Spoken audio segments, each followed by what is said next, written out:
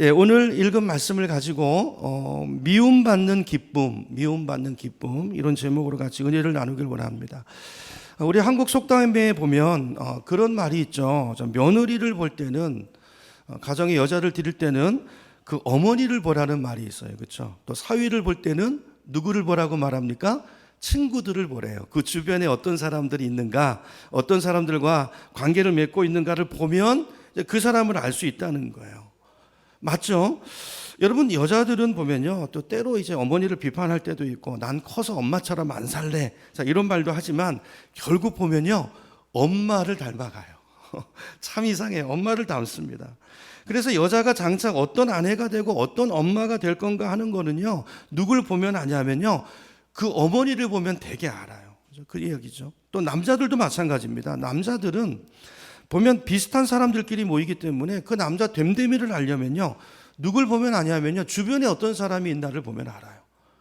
친구가 누군가, 그죠? 어떤 사람들을 가까이 하나를 보면 그 사람을 알고 그 사람의 미래가 어느 정도 보인다라는 것입니다. 맞죠? 보면 어느 정도 거의 맞는 것 같아요. 자, 근데 여기다가 이제 한 가지를 더 덧붙인다면, 그 사람의 그 인물됨과 됨됨이를 알려면요, 그 사람의 친구도 봐야 되지만, 또 부모님도 봐야 되지만, 적도 봐야 된다는 말이 있어요. 이 탈무드에도 이런 얘기가 나오거든요. 자, 어떤 종류의 사람들이 그 사람을 싫어하는가, 요걸 봐도 그 사람의 인품이나 됨됨이를 짐작해 볼 수 있다는 것입니다. 여러분, 그렇죠. 모든 사람이 다 나를 좋아할 수는 없습니다. 또 그게 바람직한 것도 아니에요. 그건 또 비율을 맞추는 인생일 수도 있거든요. 정말 소신이 있는 삶을 살아간다면 이제 갈리게 돼 있거든요. 여러분, 우리가 생각해 보면 내 주변에 어떤 사람이 있는가 한번 이 시간 생각해 보세요. 여러분, 좋은 사람들이 나를 좋아해야 내가 좋은 사람인 거지, 지저분하고 악한 사람들이 나를 좋아하고 내 주변에 그런 사람들이 꿰이고 모인다면 그건 무슨 문제가 있는 걸 수 있어요. 그렇죠?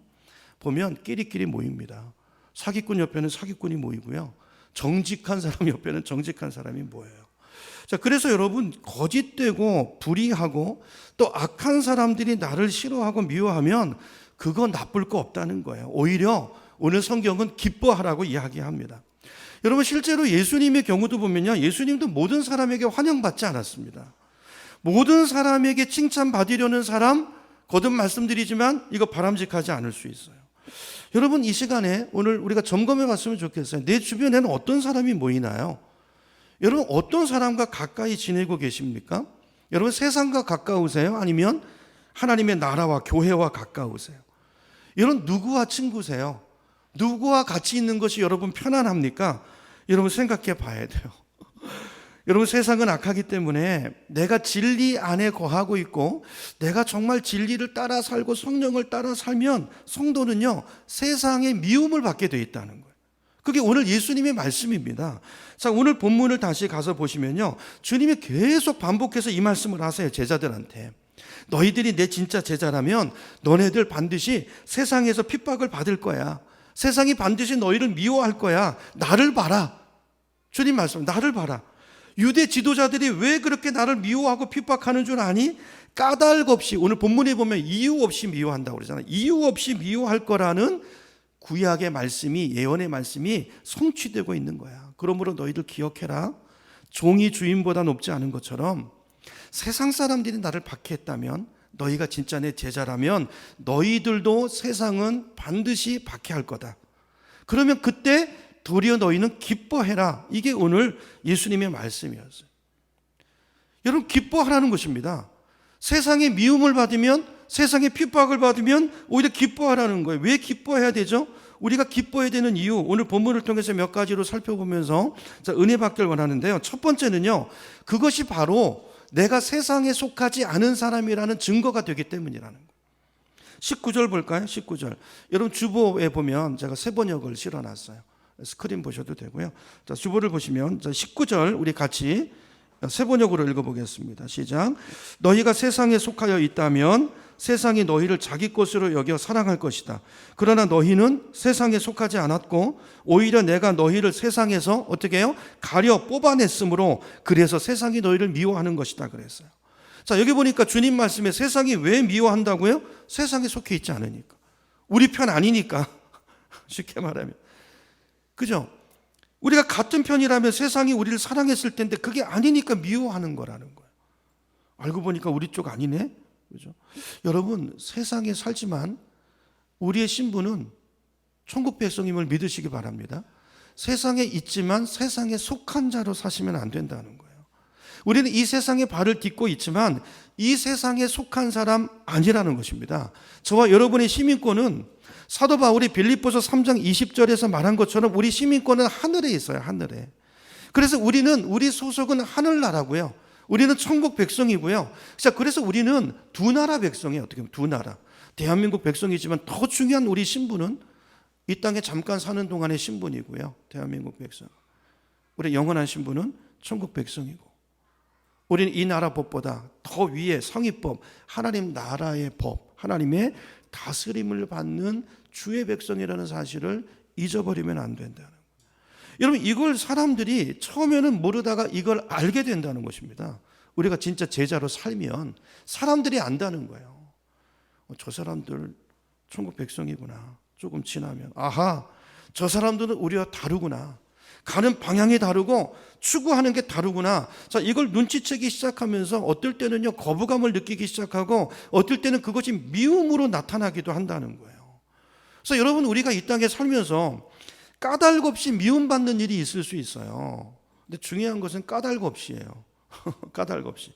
자, 이런 일이 생기면 자, 어떻게 생각하라는 거예요? 예수님 말씀은 그때 낙심하고 좌절하는 게 아니라 하나님 왜 나를 잃게 하십니까?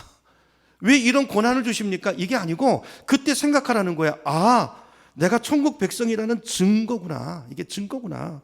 내가 믿음 생활 잘하고 있구나. 그래서 오는 핍박이구나. 자, 이 사실을 깨닫고 그때 기뻐하라는 거예요. 하늘나라 백성이 됐다는 것을, 그 사실을 기뻐하라는 것입니다. 그렇게 하는 우리가 되기를 축복합니다. 자, 두 번째, 까닭 없는 미움을 받을 때 우리가 기뻐해야 되는 이유 두 번째는요, 내가 예수님께 선택받은 자녀라는 것 의미이기 때문이라는 거예요. 비슷한 말인데요. 자, 19절 다시 볼게요. 19절. 제가 세 번역으로 다시 읽습니다. 주보를 보세요. 너희가 세상에 속하여 있다면 세상이 너희를 자기 것으로 여겨서 사랑할 것이다. 그러나 너희는 세상에 속하지 않았고 오히려 내가 너희를 세상에서 어떻게 해요? 가려서 뽑아냈대요. 뽑아내서 하나님 나라 백성으로 붙이셨대요. 거듭났대요. 우리 신분이 바뀌었대요. 그래서 세상이 너희를 미워하는 거래요. 여러분, 여기 가려 뽑았다는 건 뭡니까? 예수님이 선택했다는 거예요. 하나님의 자녀로 선택해서 입양했다는 거예요. 여러분, 하나님의 부르심은요, 선택은요, 특권인 동시에 책임이 있습니다. 책임이 있어요. 우리를 먼저 믿게 하셨을 때는요, 반드시 우리를 통해서 이루고자 하시는 사명이 있다는 걸 기억하시기 바랍니다. 여러분, 내가 내 인생의 사명이 뭔가를 알고 부르심이 뭔가를 알고 그 사명을 감당하는 인생을 이 땅에서 살게 되면 세상은 우리를 미워한다는 거예요. 마귀의 시험이 있고 공격이 온다는 거예요. 그러면 어떻게 생각하라고요? 아, 내가 주님의 사역을 잘 감당하고 있네. 이렇게 여기고 기뻐하라는 것입니다. 근데 여러분, 교회를 다녀도요, 내가 누군지도 모르고 세상에 섞여 살고 그냥 엄벙떨벙 사명 없이 살면요, 세상이 안 미워해요. 그냥 내비둡니다. 오히려 박수칩니다. 여러분, 고난이 없는 게 꼭 좋은 게 아니에요. 여러분, 예수 믿기 때문에 생기는 고난, 내가 예수 잘 믿으려고 해서 오는, 말씀대로 살려고 해서 오는 어떤 미움, 이게 있다면 기뻐하라는 거예요. 마태복음에 보면 하늘의 상이 크대요. 그게 진짜 예수 믿는 거라는 거예요. 그래서 진짜 내가 정도를 가고 바르게 살고 진리를 따라 살게 되면 그 길은 좁은 길이기 때문에 그 길로 가는 자가 많지 않아요. 그래서 오히려 미움이 오고 고난이 올 수 있다는 것입니다. 세 번째로, 우리가 까닭 없이 미움을 받을 때 기뻐해야 되는 이유 세 번째는요, 그것이 우리가 예수님을 정말 믿는 사람이라는 증거가 되기 때문이라는 거예요. 자, 21절로 갑니다. 자, 21절을 보면, 자, 그들은 너희가 내 이름을 믿는다고 해서 이런 모든 일을 너희에게 할 것이다. 핍박이요. 자, 그것은 그들이 나를 보내신 분을 알지 못하기 때문이다 그랬어요. 여러분, 우리가 신앙생활을 건성건성하거나 아니면 지식적인 신앙생활을 하는 동안은요, 마귀가 우리를 말씀드린 것처럼 내비둡니다. 여러분, 머리로 아는 거 그거 아무것도 아니에요. 아무것도 아닙니다. 그죠? 중요한 것은 말씀대로 사는 건데, 그죠? 순종이 없는 성도들 하나님 마귀는 두려워하지 않아요. 자, 그런데 우리가 바로 믿으려고 하고 열심히 신앙생활 하려고 하면 그 다음부터요 마귀가 가만두지 않습니다. 미움을 받게 하고요, 어려움을 받게 하고요, 우리를 위협하고요, 힘들게 합니다. 아마 여러분 가운데서도 이런 체험을 하시는 분들이 많이 계실 거예요. 예수 믿으면서. 그렇죠? 부부끼리도요 한쪽만 예수 믿을 수 있잖아요. 그렇죠? 근데요 그 한쪽 그 교회 나오시는 그분이 건성으로 교회만 왔다 갔다 하는 신앙 가지고 있을 때는 부부관계 별 문제 없습니다. 그냥 다녀라. 그러다가 둘 중 한 분이 열심을 내기 시작하면요 그 다음에 마귀가 역사해요. 반드시 어려움이 오기 시작합니다. 그렇죠? 배우자의 막 방해가 오기도 시작하고요. 야, 너는 왜 그렇게 좀 적당히 믿지 그렇게 믿냐 이러면서 핍박이 오고 어려움이 오기 시작해요. 여러분 직장 생활도 마찬가지입니다. 교회 건성건성 다니고 근데 형식적인 신앙생활 하면 직장 생활 하면서도요 그 숨어서 신앙생활 하는 분 있죠. 그 드러내지 않는 분들. 세상 사람들이 다 알아요. 마음속으로 저거 가짜네. 속으로는 경멸할지 모르지만요 그러나 건드리지 않아요. 내버려 둡니다. 그러나 여러분 정말 직장에서도요, 직장 다니면서도요, 정말 내가 성도라는 정체성을 가지고 내 인생의 사명을 가지고 내가 돈 벌러 직장 나오는 게 아니라 나는 하늘 나라 백성이고 나에게는 사명이 있다. 이 의식을 가지고 정체성을 가지고 직장 생활을 하면요, 어려움이 옵니다. 어려움이 와요. 그 다음부터 핍박이 옵니다. 미움이 옵니다. 동료들도 괜히 긁는 말, 비웃는 말 이렇게 한마디씩 툭툭 던지고요. 어떨 때는 상관도 그렇게 말해요. 아니 당신은 교회가 중요합니까? 직장이 중요합니까? 아니 일을 열심히 안 하는 게 아니고 일을 성실하게 꼬박꼬박 하는데도 이런 압박이 분명히 온다는 거예요. 마귀의 역사가 분명히 있습니다. 자, 그렇기 때문에 여러분 까닭 없이 내가 열심히 내 일들을 감당하는데도 어떤 핍박이 오고 그런 문제들이 온다면 그건 뭐예요? 여러분이 믿음 생활 잘하고 있다는 거예요. 낙심하지 말라는 것입니다. 그걸 그렇게 알라는 거예요. 아, 내가 제대로 믿고 있는 거구나. 그렇죠? 요거는 견뎌야 되는 거구나. 이렇게 하고 그 가운데서 낙심이 아니라 절망이 아니라 타협이 아니라 기뻐하는 여러분 되라는 것입니다. 자, 근데 여기서 우리가 한 가지 짚고 넘어가야 될 것이 있어요. 주의해야 될 것. 그게 뭡니까? 여러분 세상이 미워한다고 해서 그렇다고 반드시 항상 기뻐할 만한 일은 아닐 수도 있고 어떨 때는 회개해야 될 경우도 있어요. 그게 언제일까요? 베드로전서 2장 20절을 보겠습니다. 스크린 있나요? 베드로전서 2장 20절을 보면 제가 읽어볼게요. 자, 죄를 짓고 매를 맞으면서 참으면 그것이 무슨 자랑이 되겠습니까? 그래서 그러나 선을 행하다가 고난을 당하면서 참으면 그것은 하나님께서 보시기에 아름다운 일입니다.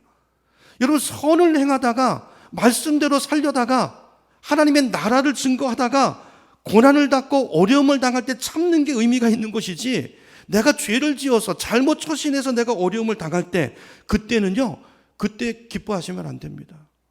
그때는 회개하셔야 돼요. 회개하셔야 돼요. 그죠? 그 얘기예요.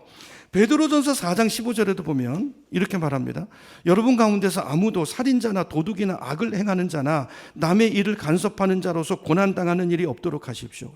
16절 그러나 그리스도인으로서 고난을 당하면 부끄러워하지 말고 도리어 그 이름으로 하나님께 영광을 돌리십시오 그랬어요. 그러니까 여러분 우리 삶에 오는 고난은 두 가지 고난이 있어요. 복음대로 살고 정직하게 살고 신실하게 사는데 까닭 없이 오는 고난, 예수 믿는 것 때문에 오는 고난이 있다는 것입니다. 이게 분명히 있어요. 두 번째는 내 죄 때문에 아니면 내 인격적인 어떤 결함 때문에 오는 미움도 있다는 거예요. 이걸 전자의 고난으로 여기고 기뻐하고 합리화시키면 안 되고 이때는 회개해야 된다. 회개해야 된다. 그렇죠? 자, 그렇기 때문에 여러분 주위 사람들이 나를 싫어하고 미워하는 일이 있습니까? 그럼 생각해 보셔야 돼요. 생각해 보셔야 돼요. 이게 내가 주를 위해서 받는 고난인 건지 아니면 내가 고칠 것이 있는데 인격적인 이런 결함 때문에 내 부족함 때문에 아니면 내 죄 때문에 오는 어려움인지 죄를 지어서 하나님이 주시는 징계인지 또 어떨 때는 자, 이런 것들을 생각해 봐야 된다는 거예요. 자, 예를 들어 볼까요? 예를 들어서 가정에서도요. 남편이 자꾸만 핍박을 하면 이게 정말 내가 믿음 때문에 주를 바르게 믿어보려고 하는 데서 미움이 오는 건지 아니면 내가 아내로서 또는 엄마로서 해야 될 일을 안 하고 교회를 일종의 도피처로 생각해서 내가 마땅히 할 일을 하지 않기 때문에 오는 미움은 아닌가 생각해 봐야 된다는 것입니다. 그렇다고 생각되면 그때는 어떻게 해야 돼요? 아, 기뻐하는 게 아니라 그때는 회개하는, 고치는 거죠. 그렇죠? 해야 될 일을 해야 되는 것입니다. 남자분들 마찬가지예요. 사람들이 날 미워하고 싫어하는 일이 있으면 생각해 봐야 돼요. 이게 믿음 때문인가? 이게 의인으로서 받아야 되는 그 핍박인가? 아니면 내 문제인가? 내 신앙, 내 인격의 문제인가? 모였을 때 관계 속에서 항상 나 혼자 대화를 독점한다든지, 사람들이 싫어하잖아요. 다 사람들은 말하고 싶어 하거든요. 함부로 무리하게 대한다든지 무책임하다든지 해야 될 일을 안 하고. 여러분, 크리스찬은 직장 가면 직장 일을 하셔야 돼요. 여러분, 직장 가서 교회 일을 하지 마십시오. 그럼 미움이 와요. 그거는 복음을 위해 받는 핍박이 아니에요. 그거 착각하시면 안 돼요. 그건 인격의 문제입니다. 직장에서 월급 주는데 거기 가서 교회를 하면 안 되고요. 거기서 직장 일을 하셔야 되고, 내 할 일을 하고, 그리고 주의를 해야 되는 거죠. 그렇죠? 생각해 봐야 돼요. 그래서 내 문제라고 생각되면 그거는 회개해야 하는 것입니다. 자, 그런데 오늘 본문에 주님이 말씀하시는 것은 내가 아내로서, 남편으로서, 직장인으로서 완전한 것은 아니지만, 그런 비난을 가져야 될, 미움을 받아야 될 분명한 이유가 없는데도 그런 미움과 핍박이 온다면 그때는 어떻게 생각해야 된다는 거예요? 너무 힘들어하지 말고 낙심하지 말고, 아하, 이게 예수 때문에 오는 이게 영적인 공격이구나, 이렇게 생각하시고 감사하시고 기뻐하시라는 것입니다. 아멘이시죠? 여러분, 낙심하시면 안 됩니다. 기뻐하시기를 축복합니다. 여러분, 우리 성도는 복음대로 살면 세상에 미움이 오게 돼 있다는 거예요. 소속이 다르기 때문에, 진영이 다르기 때문에. 그리고 그 미움이 어떨 때는 과격한 행동으로 내 삶에 어떤 이런 위협으로 올 때가 있다는 거예요. 2절로 가봅니다. 16장. 오늘 요한복음 16장 2절입니다. 자, 거기 보면, 제가 세번역으로 볼게요. 여러분, 주보에 있죠. 사람들이 너희를, 출교라는 말이 나오죠. 출교. 그러니까 회당에서 내쫓을 거라는 거예요. 그리고 너희를 죽이는 사람마다 자기네가 하는 그런 일이 하나님을 섬기는 일이라고 생각할 때가 올 거라는 거예요. 그러니까 교회 안에서의 핍박도 있을 거라는 얘기를 해요. 교회 안에서도. 여러분, 이걸 아셔야 돼요. 교회 안에요, 세상이 들어와 있습니다. 여러분 아세요? 교회 안에 세상이 들어와 있다고요. 교회라고 다 하나님의 나라가 아니고, 교회 다닌다고 다 성도가 아니에요. 목사라고 다 목사가 아니고, 교회 안에 세상이 들어와 있고요, 세상의 가치가 들어와 있고, 그래서 교회인데도 세상의 핍박이, 세상에서 받는 것 같은 핍박이 오는 이런 어처구니 없는 일들이 마지막 때가 되면 믿는 교회 안에 이런 일이 일어날 거라는 걸 주님께서 말씀하시는 거예요. 여러분, 정말 진리의 길은 좁은 길입니다. 좁은 길이에요. 마귀가 얼마나 가장한 천사의 모습을 하고 우리 가까이에 들어와 있는지 몰라요. 정말 진리를 쫓으면 어떨 때는 외롭고요, 정말 고독한 길을 가게 될 수 있어요. 여러분, 당시 유대인들이 출교당한다는 건 이건 굉장한 충격이거든요. 회당에서 쫓겨나면요, 이건 뭘 말하냐면 그 사회 공동체에서 소외되고 고립된다는 걸 말하는 거예요. 우리에게 이런 때가 온다는 것입니다. 이런 때가 온다는 거예요. 여러분, 지금 우리가 볼 때 우리나라 사는, 우리 대한민국에 사는 우리들이야, 뭐 예수 믿는다고 죽이고 감옥 보내는 일은 아직 없지만, 여러분, 꼭 손으로 죽이는 것만 죽이는 거 아니죠. 말로 죽일 수 있고요, 없는 말을 지어낼 수도 있고, 그 사람의 인격을 긁어내고 매장시켜버리고 파괴시키고, 이런 말로서의 살인이 있습니다. 그렇죠? 교묘하게 이렇게 예수 믿는 사람을 어렵게 만들고, 심지어 공동체 안에서도 이런 일이 일어날 수 있다는 거예요. 여러분, 세상은, 이건 꼭 지역을 말하는 게 아닙니다. 교회 밖과 교회 안을 말하는 게 아니에요. 우리 안에도 세상이 있을 수 있고요, 세상은 예수님을 증거하게 돼 있어요. 그래서 우리가 예수님의 참 제자로 살려면 우리가 어떨 때는 소외당하는 일도 생기고요, 어떨 땐 미움과 핍박당할 그런 각오를 해야 된다는 것입니다. 그럼 겁나시죠? 이거 괜히 예수 믿은 거 아닌가? 이런 생각 드시는 분 있나요?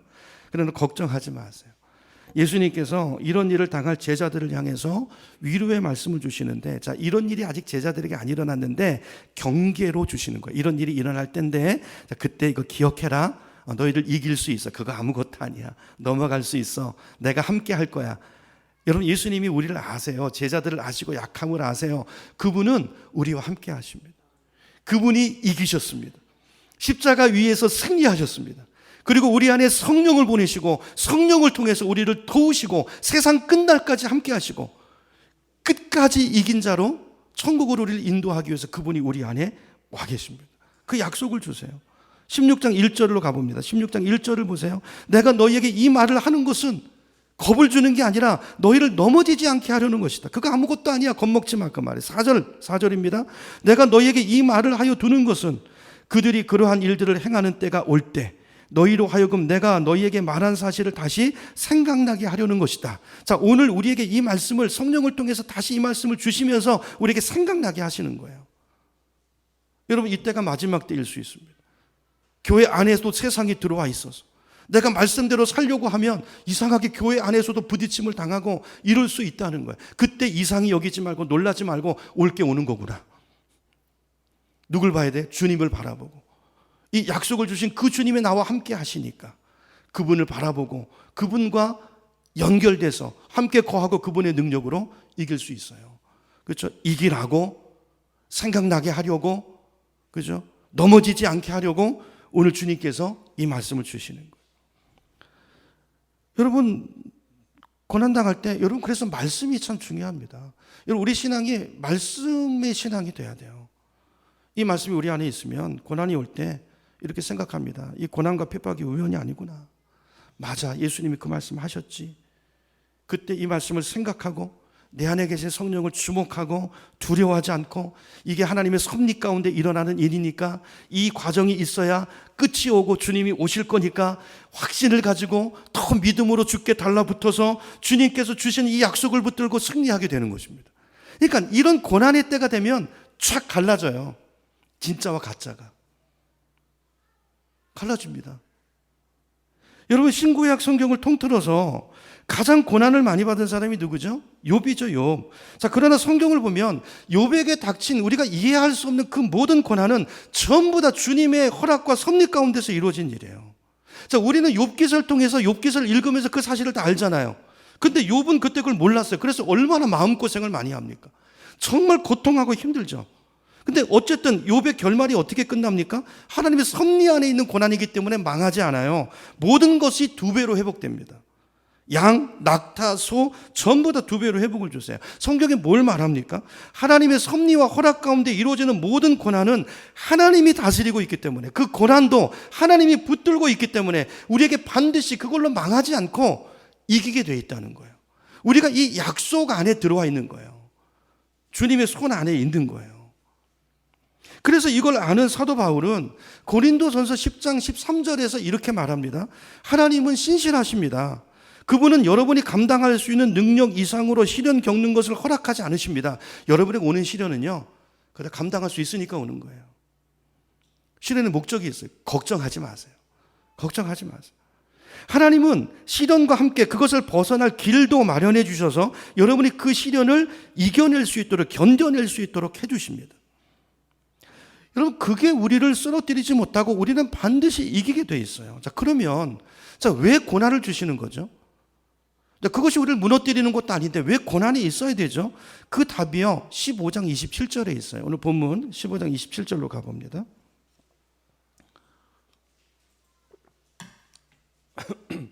자, 26절부터 읽어볼게요. 요한복음 15장 26절부터 내가 아버지께로 너희에게 보낼 보혜사 곧 아버지께서부터 나오시는 진리의 성령이 오실 때 그가 나를 증언할 것이요 너희도 27절입니다. 너희도 처음부터 나와 함께 있었으므로 뭐라고요? 증언하느니라 그랬어요. 자, 고난과 시련이 오면 그 고난 속에서 성도는 내가 하나님의 자녀라는 걸 증언한다는 거예요. 자, 고난이 오면 내 안에 있는 믿음이, 내 안에 믿음이 있고 내가 하나님의 자녀라는 것을 그 고난을 통해서 증언한다는 거예요. 드러난다는 거예요. 이해가 되시나요? 이게 이제 무슨 말이냐면요. 우리가, 여기 지금 우리 많은 분들이 앉아 계시는데, 겉으로 봐서는요, 저분이 믿음이 있는 분인지 아닌지 잘 몰라요. 별 차이가 없습니다. 별 차이가 없어요. 생활을 들여다봐도요, 자세히 보기 전에는 믿는 사람이나 안 믿는 사람이나 별 차이가 없어요. 직장 가보세요. 뭐가 다르죠? 비슷합니다. 근데 언제 확 차이가 생기냐면, 고난이 왔을 때라는 거예요. 오늘 주님 말씀, 고난이 왔을 때. 여러분, 내 삶에 이유 없는 어떤 미움이 쏟아져 오고 핍박이 오고 고난이 와보면 그러면 그 사람의 믿음의 실력이 드러난다는 거예요. 그 사람 속에 있는 게 나온다는 거예요. 화가 있는 사람은 화가 나옵니다. 믿음이 있는 사람은 믿음이 나오고요. 사랑이 있는 사람은 사랑이 나와요. 속일 수 없다는 거예요. 그러니까 그 사람 속에 뭐가 있는가를 확인하려면 고난을 탁 던져보고 이유 없이 미움을 탁 받게 해보면 나온다는 거예요. 보통 때는 몰라요. 왜 시련이 있고, 여러분 욥을 보세요. 욥과 욥의 아내가 다르죠. 다르잖아요. 욥의 아내는 하나님이 어딨냐? 하나님을 저주하고 죽어버려라. 남편한테 그래요. 욥은 입술로 범죄하지 않습니다. 여러분 자동차도요. 요즘은 차가 좋아가지고 20, 30년 된 똥차나 새로 산 마력소가 좀 비싼 자동차나 평지를 달릴 때는요 차이가 안 납니다. 비슷해요. 둘 다 잘 가요. 그게 그거네. 뭐하러 새 차 사. 근데요 이 차가 진가를 드러날 때가 있는데 그때가 언제냐면 비탈길을 올라갈 때예요. 제가 이제 미국에 살았잖아요. 미국에 한 6, 7년 살았는데 그때 중고차 아주 싼 차를 샀어요. 미국은요 산맥 같은 데가 엄청납니다. 우리나라랑 사이즈가 달라요. 올라가는 길도 엄청나요. 그래서 옛날에 현대차가 미국에서 안 팔렸어요. 왜냐하면요 그런 데를 못 넘다가 다 퍼져버려요 차가. 그래가지고 처음에 현대차가 안 팔렸어요. 근데 현대차가 지금은 너무 좋습니다. 그러니까 그런 걸 보면 알아요 차를. 제가 이제 중고차를 샀는데 산을 넘어가는데요 올라가다가 서버렸어요. 그래가지고 엄청 고생했던 기억이 있어요. 미국의 로키 산맥 같은 데는요 똥차는 못 갑니다. 금방 본색이 드러나요. 조금 가다가요 틱틱틱틱 하고 그냥 이렇게 연기가 나고 서버리는데 좋은 차는요 평지를 달리듯이 그냥 쫙 산맥을 넘어가요. 다르죠? 똑같습니다. 우리 믿음이 그렇다는 거예요. 여러분 평지의 삶 가운데서는 믿는 사람이나 안 믿는 사람이나 믿음이 좋은 사람이나 안 믿는 사람이나 보이지 않아요. 드러나지 않아요. 그러나 이유 없는 미움이 와보고 그 인생 가운데 고난이 와보고 핍박이 와보면 그때 차이가 확 드러나 버려요.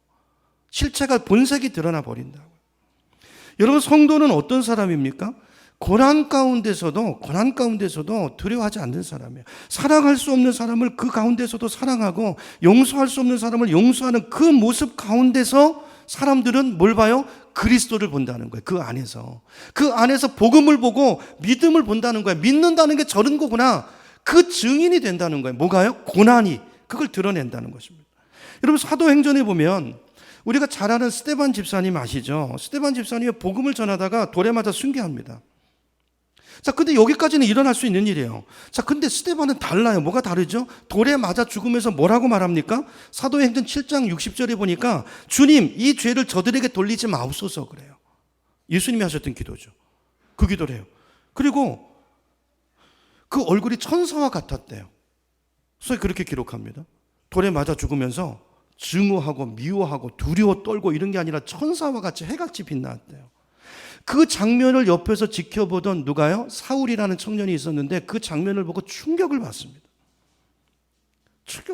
저게 뭐지? 저는 사울이 그 자리에서 스데반 집사님의 그 모습을 보고서 그 마음이 변화되고 감동을 받아서 나중에 그 사울이 바울이 되는 그 밑거름이 됐다고 저는 확신해요. 저는 사도행전이 그걸 말하고 있다고 봐요. 여러분 한번 생각해 보세요. 스데반에게 그 환난이 없었다면, 돌에 맞아 죽는 그 핍박이 없었다면 스데반은 어쩌면 다른 집사님들과 그 차별점이 보이지 않았을지도 몰라요. 그 고난이 스데반의 믿음을 증거한 것입니다. 이 사람의 믿음이 어떤 믿음인가를 그 고난이 보여준 거예요. 여러분 미움과 고난 가운데서 동일하게 저와 여러분은 그리스도의 증인이 되는 것입니다. 오늘 이걸 우리 마음에 잘 새겼으면 좋겠어요. 우리는 봉사하다가도 말 한마디에 넘어집니다. 아니 그때가 내 믿음이 뭔가 왜 봉사하는가가 드러나는 거예요. 그 사람 똑같은 일을 해도 다릅니다. 겉으로는 몰라요. 여러분 열심히 봉사하고 섬기고 헌금도 그럴 수 있어요. 그게 세상의 명예를 위하고 세상의 칭찬을 받는 거면 그게 바리새인들이었잖아요. 그러면 너희는 상을 다 받았다 그러시죠. 그게 목적이면. 근데요 그걸 알아주지 않잖아요. 그럼 많은 분들이 그거 안 해요. 왜냐하면 봉사할 동기가 없어진 거잖아요. 사람들이 칭찬이 와야 하는 건데 그걸 바라는 건데 없으면 안 합니다. 더더군다나 내가 뭐 일을 하고 뭐 또 안 좋은 소리 내가 뭐 하러 들어? 그거 뭐 하러 해? 안 합니다. 주를 위한 게 아니에요. 자기를 위해서 하는 거예요. 많은 분들이 신앙생활을 그렇게 해요. 자기 만족, 자아 성취. 교회는 자아 성취하는 것이 아닙니다. 좀 남을 도와주고 좀 존경 좀 얻어내고 하나님과 거래 이런 것이 아니에요. 그 신앙이 그래서 하나님은 그래서 마지막 때 우리가 인생에 집을 샀잖아요. 봉사도 하고 여러분 헌금도 하시고 다 하나님의 일들을 하시죠. 하나님이 나중에 그걸 불러 시험해 보신대요. 근데 그때 아무것도 아닌 사람이 있어요. 난 열심히 했는데 내가 주의 이름으로 이것도 하고 나 최 목사입니다. 모르세요? 난 너 모른다. 이 불법을 행하는 자다. 내게서 떠나가라. 이런 일이 있대요. 그날에. 여러분 보석상 가보셨나요? 보석상에 가보면 진주 목걸이가 진열되어 있는 거 혹시 기억나시나요? 이런 하얀 진주 목걸이는 보통 어디 위에다 진열해 놓죠? 까만 벨벳 위에다가 놓습니다. 왜요? 그래야 하얀 진주가 빛나니까. 그 까만 속에서 말이죠. 마찬가지입니다. 우리 안에 역사하시는 성령의 능력, 우리 안에 임하신 예수 그리스도의 그 사랑, 그 복음의 능력은 어디서 빛나냐면요, 하얀 진주가 까만 배경에서 빛나는 것처럼 미움과 핍박과 그 고난의 현장 가운데서 빛나는 거예요. 세상 말도 그런 거 있잖아요. 난세가 영웅을 만든다고. 난세가 영웅을 만드는 게 아니라 복음은 영웅이 난세 때 보여지는 거예요. 그 믿음이 보이는 것입니다. 그래서 주님 얘기하시는 거예요. 27절 다시 가보세요. 너희도 처음부터 나와 함께 있었으므로 증언하느니라. 자, 그래서 하나님은 이 어둡고 악한 세상 속에 우리 성도들을요, 진주 목걸이처럼 빛나는 인생이 되게 하시려고 우리 삶에 고난을 주십니다. 자꾸 연단하세요. 그렇죠? 그래서 세상 속에 내보내죠. 그렇죠?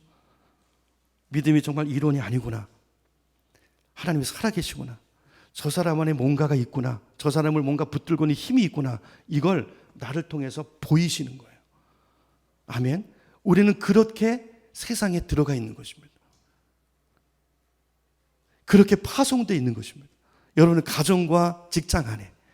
그때 고난이 옵니까? 그 자리에 다르게 반응함으로 내 안에 계신 주님을 드러내야 돼. 내 안에 하나님의 형상. 자, 나는 내 힘으로 사는 존재가 아니라 나는 죽고 내가 그리스도와 함께 십자가에 못 박혔다니.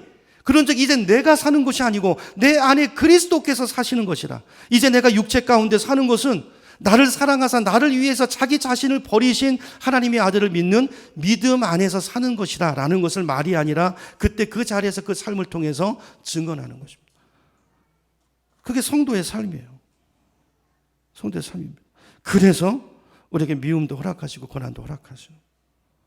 그러므로 여러분 고난을 이길 힘은 우리 안에 있지 않습니다. 우리는 질그릇입니다.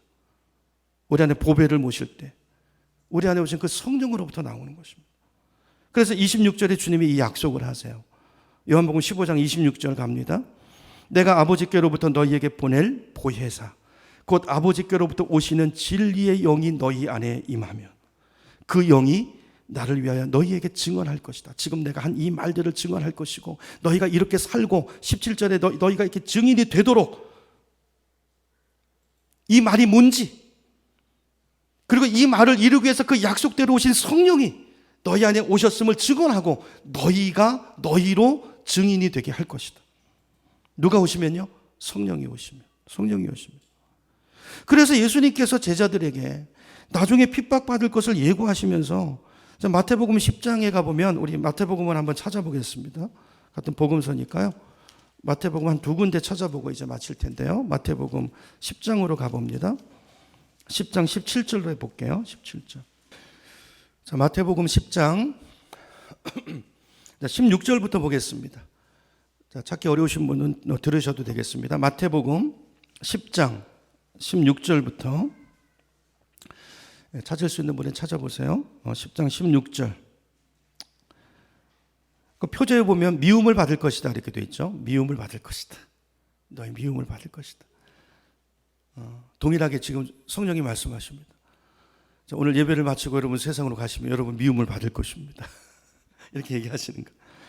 자, 16절 제가 볼게요. 16절부터. 보라, 내가 너희를 보냄이 양을 이리 가운데로 보냄과 같도다. 여러분, 세상, 그 이리들이 득실거리는 세상. 그러므로 너희는 뱀같이 지혜롭고 비둘기같이 순결하라. 17절. 사람들을 삼가라. 그들이 너희를 공회에 넘겨주겠고, 그렇죠? 그들의 회당에서 채찍질하리라. 채찍질하리라. 19절 가보세요. 19절. 자, 그런데 너희를 넘겨줄 때 어떻게 또는 무엇을 말할까 염려하지 말라. 그때 너희에게 할 말을 주시리니, 할 말을 주실 것이다. 자, 19절로 가봅니다. 19절 보셨죠? 20절로 가봅니다. 20절. 말하는 이는 너희가 아니라 너희 속에서 말씀하시는 이 곧 너희 아버지의 누구라고요? 성령이시라. 성령이 너희 안에 오셔서 그 약속된 성령이 너희 안에서 일할 거다, 그 말이에요. 그러니까 복음은 이론이 아니고 실제다. 실제 일어날 거야. 근데 너희 안 믿어지지. 근데 내가 가면 이제 내가 갈 거야. 가면 오실 거야. 이런 일이 올 거야. 미움 받을 거야. 핍박 받을 거야. 그때 기억해. 성령이 이 말씀을, 지금 내가 너에게 한 이 말씀을 생각나게 할 거야. 그리고 이렇게 할 거야. 그 성령을 따라가라. 내가 이 말의 증인이 성령인데 성령이 너희 안에 올 거야. 그 성령이 너희를 증인되게 할 거야. 그 성령을 따라가라. 그 얘기를 하시는 거예요. 여러분, 이 상황 속에서 예수님의 그 마음과 말씀이 이해가 되시나요? 이제 핍박을 앞두고 있는, 이제 예수님은 떠나가는, 그래서 두려워하고 있는 그 제자들을 향해서 또 다른 보혜사, 오실 성령을 의지하고 이겨낼 것을 부탁하시는 예수님. 오늘 우리에게 동일하게 말씀하십니다. 그죠? 너희는 성령이 있다는 거. 자, 그러므로 너희가 핍박을 당할 때, 끌려갔을 때, 어려움을 당할 때, 이유 없는 고난이 오면 이건 뭐예요? 증인되라는 거니까. 그렇죠? 그때 얼른 내 안에는 육신으로 반응하지 말고 성령을 붙들라는 거예요. 그리고 내 자아를, 육신을 십자가에 못 박고 성령이 주시는 말을 하라는 거예요. 내 안에 욕이 나오잖아요. 욕이 올라오잖아요. 욕하시면 안 되고요. 그러면 그 엎으시는 거예요. 그러지 말고 그 욕을 십자가에 못 박고, 그리고 성령이 주시는 말을 하라는 거예요. 그러면 그 자리에서 뭐가 돼요? 내가 증인이 되는 거예요.